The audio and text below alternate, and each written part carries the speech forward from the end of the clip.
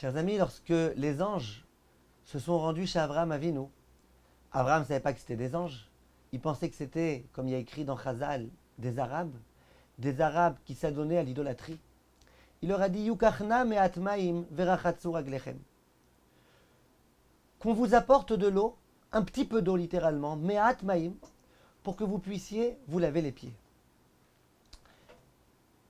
Et Rachid sur place dit, ça veut dire quoi Yukachna me'at ma'im, il rapporte la Gemara dans Bava Metzia Daf Pevav, qui dit Aliede Shaliach.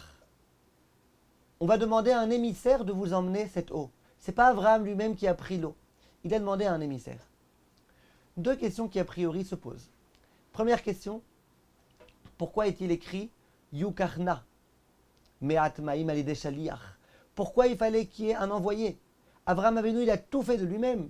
Il a préparé lui-même à manger. Il a demandé à sa femme qu'elle-même prépare à manger, qu'elle fasse des gâteaux, qu'elle prépare du pain, etc. Pourquoi d'un coup, pour lui amener de l'eau, il a besoin de faire appel à un envoyé? Et deuxième question, pourquoi un tout petit peu d'eau? Pourquoi me'at ma'im? En général, Abraham Avinu on dit qu'il était large. Si déjà on amène de l'eau, on amène beaucoup d'eau. À la première question, Reb Shamush Vedron, il donne une très très belle explication. Il dit pourquoi Abraham Avinu a voulu amener de l'eau? Parce qu'il a suspecté ces hommes-là d'être des idolâtres. Des idolâtres qui littéralement, comme il est écrit dans Chazal, mishtachavim be'afar raglehem, qui se prosternent à la poussière de leurs pieds. Il y a des idolâtres comme ça, ils sont tellement fous qu'ils se prosternent à la poussière de leurs pieds. Donc il a voulu rincer leurs pieds. Vous voulez rentrer chez moi avec plaisir, venez. Mais s'il vous plaît, abandonnez un petit peu l'idolâtrie.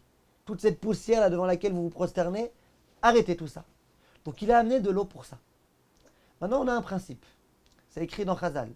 Que tout homme que tu rencontres et que tu ne connais pas encore, d'une part tu dois l'honorer comme un très très grand Talmid Chacham, mais d'autre part, tu dois le suspecter comme si c'était un brigand.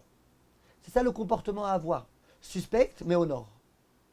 Jusqu'à ce que tu saches que cette personne est digne de confiance. Dans ce cas-là, tu l'honores, tu n'as même plus besoin de la suspecter de quoi que ce soit. Maintenant, quand je rencontre quelqu'un, en l'occurrence, là, c'était 3 hommes dont je ne savais pas exactement qui ils étaient.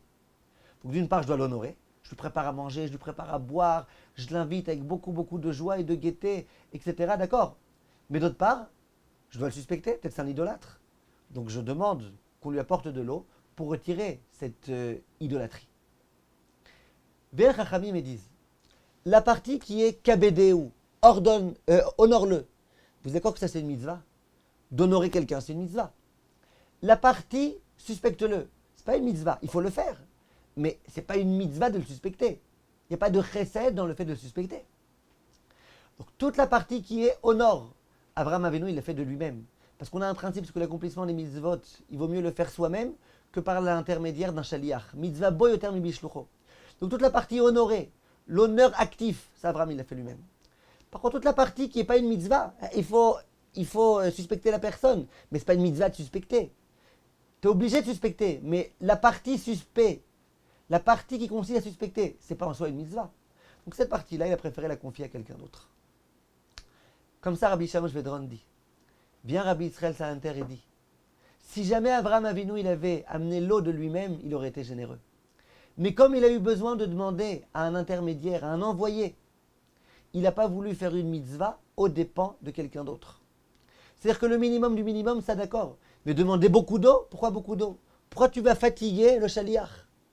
Alors tu vas me dire, oui, mais c'est pour être gentil avec les invités. D'accord. Mais pour être gentil avec les invités, tu ne dois pas faire une mitzvah aux dépens de quelqu'un d'autre.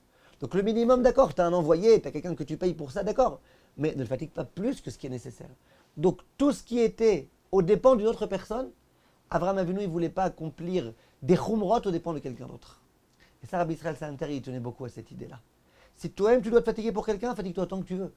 Mais si le fait d'honorer quelqu'un, ça va venir aux dépens de quelqu'un d'autre, là, mesure bien exactement combien il faut que tu fasses attention, combien il faut que tu sois généreux. Comme tous mes chers amis, à bientôt.